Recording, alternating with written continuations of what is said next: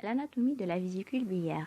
La vésicule biliaire est un organe creux, piriforme en forme de poire, de couleur gris-bleu et mesurant chez l'adulte 7 à 10 cm de long pour 3 cm de large. Sa capacité est de 50 ml en moyenne. Situé dans l'abdomen, c'est un organe sous-hépatique accolé au foie au niveau du lit vésiculaire, sur la scissure médiane hépatique. Elle est recouverte de péritoine sur son versant libre. La vésicule appartient aux voies biliaires et est reliée à la voie biliaire principale par le conduit cystique. On lui distingue 3 parties, le fundus, le corps et le col. Le fundus est l'extrémité antérieure de la vésicule, libre. Elle déborde sous le foie et en contact avec la paroi abdominale antérieure.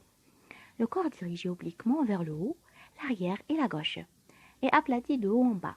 Elle répond en arrière au duodénum. Le col est l'extrémité postérieure de la vésicule. Sa direction forme un angle avec le corps. Il se continue en arrière avec le conduit cystique.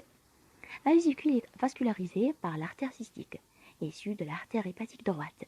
Elle longe la partie antérieure du conduit cystique pour rejoindre la partie supérieure du col de la vésicule. Elle se divise alors en deux, une branche superficielle pour la partie inférieure de la vésicule et une branche profonde pour sa partie supérieure.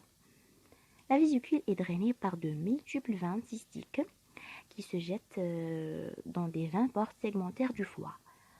L'innervation est assurée par des branches du plexus hépatique, lui-même partie du plexus cœliaque.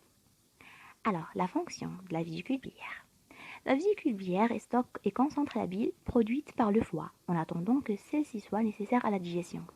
Elle permet ainsi, en complément de la production normale du foie, de faire face à une alimentation importante ou particulièrement grasse. La bile est composée de mucus, de pigments biliaires, de sels biliaires, de cholestérol et des sels minéraux.